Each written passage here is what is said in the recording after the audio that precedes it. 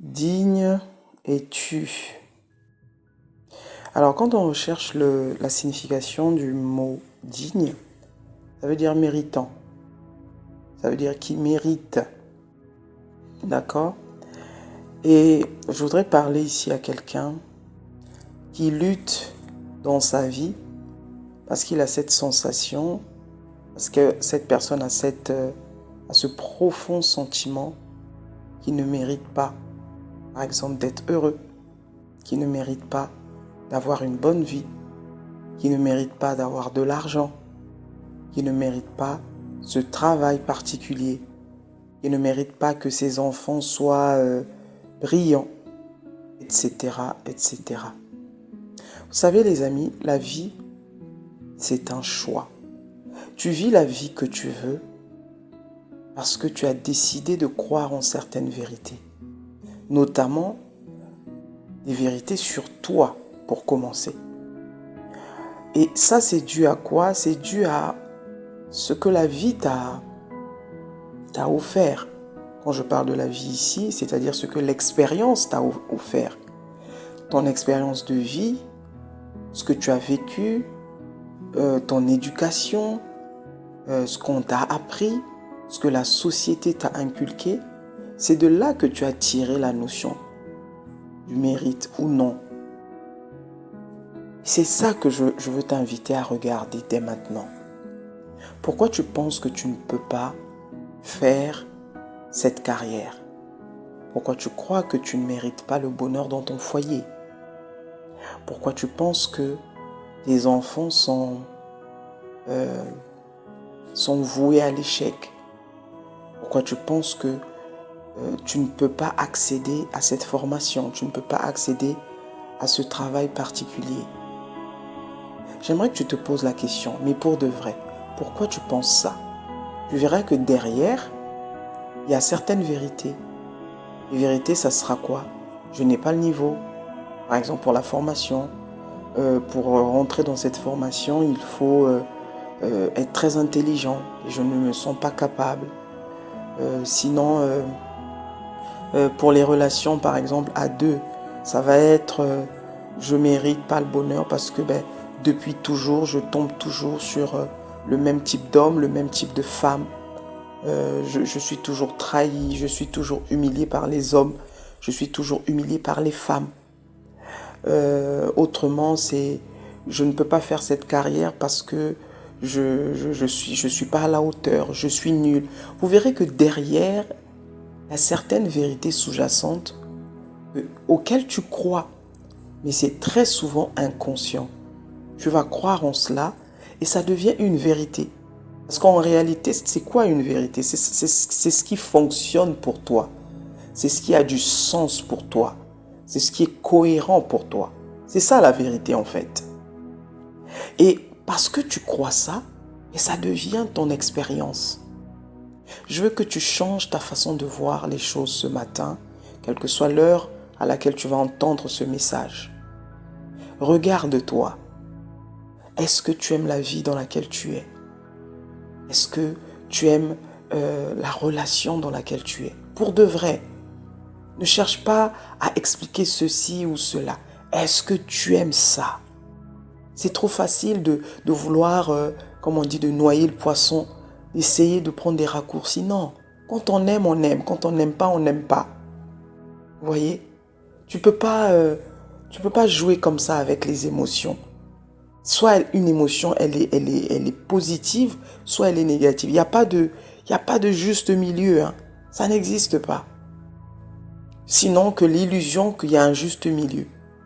Donc, est-ce que tu aimes la façon dont te traite ton partenaire, la façon dont te traite ta partenaire? Sinon, alors pourquoi tu es là-dedans? Donc, il y a certainement des vérités sous-jacentes auxquelles tu crois, ici qui te maintiennent là-dedans. Mais ça ne peut pas être joli à la fin parce qu'à la base, tu n'es pas aligné pour de vrai avec toi-même. Qu'est-ce qui t'empêche de faire cette formation? Tu as des idées très négatives de toi-même. Tu te sens imparfait, imparfaite. Tu te sens incapable. D'où te vient cette notion d'incapacité? Certainement, c'est ce qu'on t'a bassiné toute ta jeunesse, on t'a bassiné toute ton enfance, que tu n'es pas capable, que tu n'arriveras jamais à faire quelque chose de bien dans ta vie. Et tu as cru en cela. Et tu t'étonnes que tu aies le résultat que tu as aujourd'hui. Vous voyez? Pourquoi tu penses que tu ne mérites pas d'avoir des relations saines avec les gens, avec des amis? Tu es toujours celle dont tout le monde se détache. Ou tu es toujours cette personne dont tout le monde se détache. C'est-à-dire que tu n'arrives pas à garder des amitiés. À chaque fois, les gens se détachent de toi, s'éloignent de toi. Et tu penses que c'est un hasard. Tu penses que c'est dû à la mauvaise foi des autres. Mais il serait temps de te revoir, mon ami. Il serait temps de voir ici si le problème, alors parce que ça perdure, si le problème c'est pas toi. Et généralement c'est ça. Parce qu'on a trop souvent le beau rôle. Vous voyez? On se dit que c'est nous qui sommes parfaits, c'est à l'autre de faire des efforts, c'est à l'autre de faire des pieds et des mains pour que la relation change, c'est à l'autre d'être correct. Mais on ne s'est jamais posé la question sur nous. Et si le problème c'était nous? Et c'est là la véritable maturité. Quand toi tu commences à te rendre responsable de ce qui se passe. Non. Si j'étais suffisamment responsable, le tableau ne serait pas comme il est aujourd'hui. Quand je parle de tableau, je parle de l'expérience que tu vis. Hein? Ça ne ressemblerait pas à ça. Ça veut dire qu'il y a quelque chose en moi que je dois modifier. Mais bien entendu, tu ne pourras le modifier que si tu es suffisamment humble, si tu es suffisamment ouvert ou ouverte pour pouvoir le modifier. Parce que si tu donnes des raisons à tout, non mais je suis bien, je suis ok, alors que tu vois très bien que le tableau est exécrable. Le tableau est exécrable et ça, tu ne peux pas le nier. Mais par contre, tu es en train de te nier à l'intérieur. Tu es en train de nier ce que tu ressens. Tu es en train de nier qui tu es. Tu es en train de rejeter cette véritable part de toi qui veut vivre ce qui est bon, qui veut vivre ce qui est bien. Tu mérites. Tu es digne. Mon ami, tu es digne, quel que soit le commencement que tu as eu. Tu n'as pas eu de parents. Tu as eu un parent qui était là, mais qui était inexistant émotionnellement. Tu as eu une mère qui était alcoolique. Tu as eu des parents qui ont abusé de toi, des frères qui ont abusé de toi, des amis qui ont abusé de toi. Tu as eu des parents violents. Tu as eu une mère, je ne sais pas moi, qui faisait le trottoir, qui allait dans la rue dehors, au lieu de s'occuper de toi et de tes frères. Tu es devenu cet enfant adulte, cet enfant responsable. Tu es devenu cette mère pour tes frères. Tu es devenu ce père pour tes frères parce que papa n'était pas suffisamment là, parce que maman n'était pas suffisamment là. Mon frère, ma soeur, tu peux changer ça. Il n'y a rien qui ne soit définitif dans l'expérience. Il t'est toujours donné le choix de croire en ce que toi tu veux vivre. Et c'est ça que je veux te dire aujourd'hui. Je t'assure, mon frère, que le jour où tu commences à changer ton point de vue te concernant, les choses vont changer tout autour de toi. On pense que c'est hyper compliqué. Pendant des années, tu es en train de retenir cette rancœur dans ton cœur pour cette personne qui t'a fait du mal. Lâche prise, mon ami, ça ne vaut pas la peine. Cette personne n'en vaut pas la peine. Mais plutôt, regarde ce que cette relation avec cette personne t'a appris sur toi. Le fait que tu sois attaché à cette rancune, cette relation te montre ici que tu as des problèmes avec le pardon. C'est ça la véritable leçon derrière. Tu te dis que je ne pardonnerai jamais à cette personne. Je ne pardonnerai jamais à cette femme. Je ne pardonnerai jamais à mon fils. Je ne pardonnerai jamais à ma mère. En réalité, la relation, elle te montre quoi ici? L'expérience que tu as vécue avec cette personne te montre ici que tu es fermé de cœur. Que tu n'as pas le pardon en toi. Donc, tu n'as pas d'amour en toi. Et c'est ça qu'on te demande de travailler. Mais tu n'es pas en train, c'est pas parce que tu lui pardonnes que tu es en train de rendre légitime ce qu'il a fait. C'est pas ça, mais c'est pour toi-même. C'est parce que tu sais que toi tu es amour et c'est pour ta paix profonde. C'est pour ta paix, c'est pas pour l'autre. Tu ne le fais jamais pour l'autre, c'est pour toi. C'est pour être plus aligné avec toi, c'est pour avoir cette expérience plus fluide. Parce que tu ne peux pas attirer de bonnes choses quand tu es dans cet état d'esprit. Tu ne peux pas attirer de bonnes choses quand dans ton âme, tu retiens cette rancœur, cette colère parce que tu as du mal à pardonner. Et je sais qu'il y a des situations qui sont terribles à pardonner. Je le sais, mon ami. Mais je suis là pour te dire la vérité. C'est que quelle que soit la situation, il n'y a aucune situation que l'amour ne peut pas transcender. Il n'y a aucune situation. Déjà, sors de cette idée que tu es en train de le faire pour l'autre. Tu le fais pour toi. Quand tu pardonnes, tu te pardonnes déjà à toi d'avoir cessé d'être qui tu es. Tu te pardonnes déjà à toi d'avoir oublié ton essence profonde, c'est-à-dire l'essence qui est amour. D'avoir beaucoup plus cru en l'expérience. Parce que le fait de retenir comme ça quelqu'un dans son cœur, c'est simplement parce que tu te dis, il m'a fait du mal, elle m'a fait du tort. Or, en réalité, tu es un être divin qui peut te faire du tort. Ce n'est qu'une illusion. Demain, tu vas mourir, demain, je vais mourir, et cette expérience ne vaudra plus rien. Vois les choses de cette façon, et tu auras une vie plus fluide, mon ami. Ta vie, elle sera plus alignée. Je t'assure. Mais tu es digne, mon frère. Tu es digne, ma soeur. Tu es digne d'avoir tout le meilleur que la vie puisse te donner. Tu es digne d'avoir l'argent que tu rêves dans ton esprit. Tous les matins, tous les soirs, tu rêves d'une belle vie. Tu rêves de t'acheter, je ne sais pas moi, la dernière voiture que tu aimes. Tu rêves de t'acheter une maison. Tu rêves de mettre tes enfants à l'abri. Tu rêves d'aider ta famille. Tu rêves d'investir dans ta communauté, d'investir dans les entreprises, d'apporter une plus-value chez les autres. Tu peux être cette personne. Mais il faut persévérer. Il faut rester déterminé. Il faut pas te fier à la vérité que tu vois à l'extérieur. Ce qui compte, c'est ce que toi tu crois à l'intérieur. C'est qui tu crois que tu es. Et qui tu crois que tu es, c'est que tu es le divin incarné. Et en fait, tout ce que tu vis, c'est le divin qui le vit au travers de ce corps que tu as. Tu comprends? C'est cette essence Dieu, cette énergie que tu appelles Dieu, que tu appelles l'univers. Appelle ça comme tu veux, ça ne change rien. Ça ne change rien en l'essence véritable qu'il est ou qu'elle est, peu importe. Mais ce que je veux te dire ici, prends conscience que tu peux avoir la vie que tu veux. Cesse de donner des raisons à tout. Tu es dans cette relation abusive, sors de là. C'est moi qui le dis, Genesis. Oui, sors de là parce que tu vis cette expérience. Tu es malheureuse, tu es malheureux comme tout parce qu'on triche, on est infidèle avec toi, on est déloyal, on te tape dessus, on t'insulte du matin au soir, on te rabaisse, on t'humilie. Tu veux expliquer cela en disant que non, ça veut dire ceci. Non, tu mérites bien plus que ça. Tu mérites mieux que ça. C'est parce que en toi, il y a une vérité de l'acceptation de ces choses. C'est pourquoi tu es là-dedans. C'est pourquoi tu es là-dedans. Donc arrête de vouloir expliquer le pourquoi du comment. L'amour, c'est l'amour. Le contraire de l'amour, c'est le contraire de l'amour. Il n'y a pas, comme j'ai dit, au milieu, il n'y a rien d'autre. C'est où tu es pour le bien, ou tu es pour le contraire du bien. Maintenant, ça, c'est à toi de le choisir. Ça, c'est à toi de le définir. Mais je suis ici pour te rappeler la meilleure part de toi. La meilleure part de toi qui est lumière. La meilleure part de toi qui est amour. La meilleure part de toi qui est paix. La meilleure part de toi qui est guérison. La meilleure part de toi qui est compassion. C'est ça que je réveille ici en toi. Tu es digne, mon frère. Tu es digne, ma sœur. N'attends pas que ce soit les autres qui le reconnaissent en toi. Mais reconnais-le déjà en tant qu'être. Toi-même, à ton niveau, tu dois le reconnaître. Toi-même, à ton niveau, tu dois le réaliser.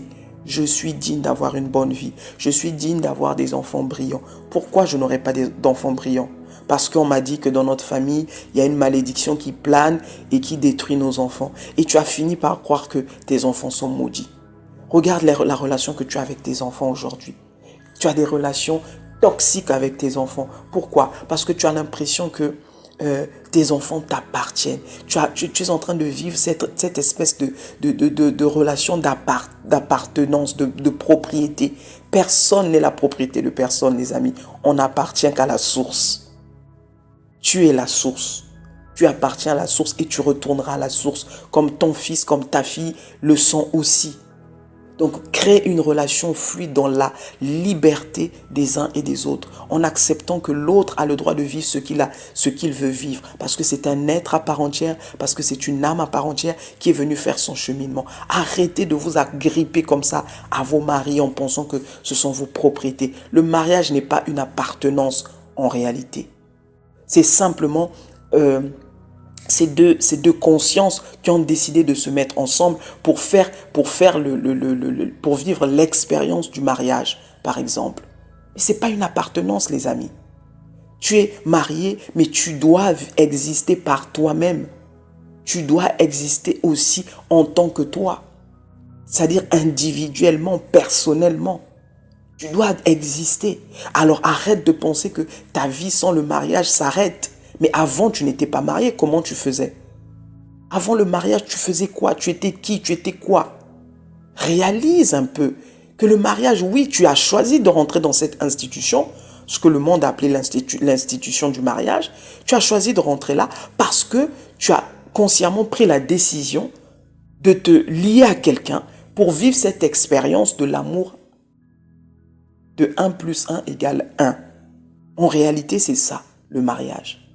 C'est-à-dire que tu te mets avec quelqu'un et tu te dis, avec ses défauts, avec ses manquements, avec ses faiblesses, avec les miennes, avec mes défauts, mes faiblesses, mes manquements, j'ai décidé de prendre la main de cette personne et on ne verra plus le 2, mais on ne verra que le 1. C'est ça le but du mariage. Sinon, ça n'a aucun intérêt. Sinon, chacun fait sa vie de son côté.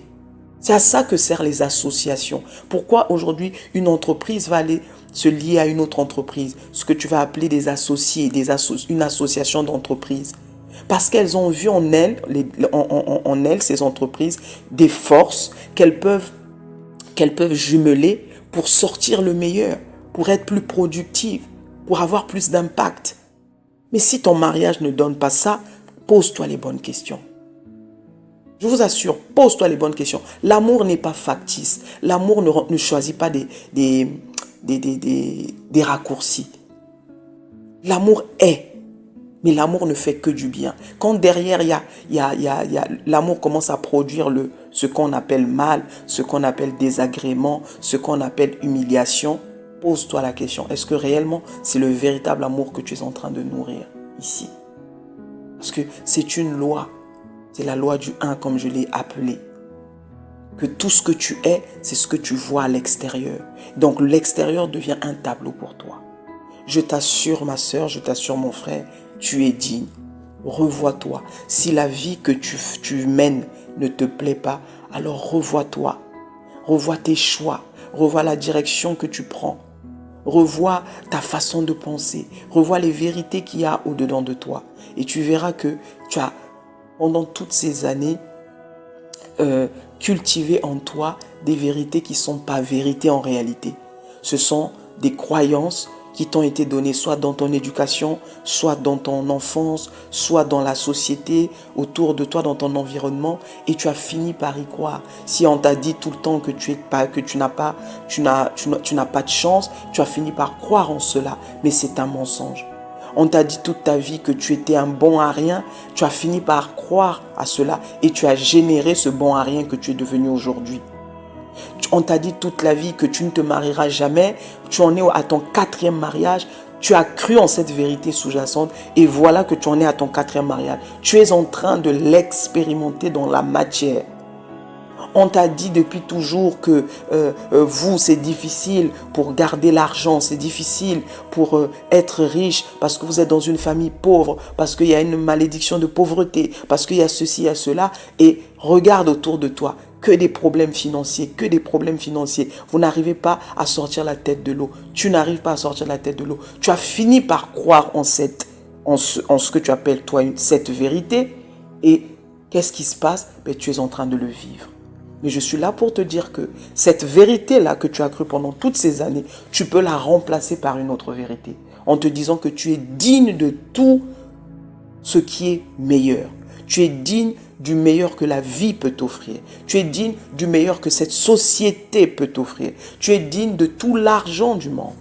Ça va te paraître surréaliste, ça va te paraître même parfois irréaliste, mais c'est comme ça que C'est ce qui est la vérité. Parce que le Dieu auquel tu crois, ou cet univers, cette espèce de force qui agit en toi, tu ne la vois pas physiquement, mais tu y crois. C'est la même chose. Donc cette espèce de vérité que toi, qui te paraît surréaliste ou irréaliste, ben c'est ça la vérité en réalité. Crois simplement au bien, crois simplement aux bonnes choses, crois simplement que c'est possible, crois simplement que tu es capable, crois simplement que c'est là, c'est disponible pour toi. Tu vas le voir petit à petit. C'est parce que tu ne veux pas y croire. Qu'est-ce que tu as à perdre? Autorise-toi à le croire. Autorise-toi à le croire et tu vas le voir. Je vous assure, la vie c'est un jeu d'enfant. Quand tu as compris ça, je t'assure que ta vie prend un autre tournant. Ta vie prend une autre direction. J'étais là ce matin juste pour rappeler à quelqu'un qu'il est digne. Tu es digne, mon frère. Tu es digne, ma soeur. Ne l'oublie pas. Sors de cette prison. Sors de ces cloisons que tu t'es créées par de fausses vérités. Et reviens à la vérité profonde de l'amour que tu es, de l'amour que tu incarnes. J'espère que ça va aider quelqu'un. C'était Genesis.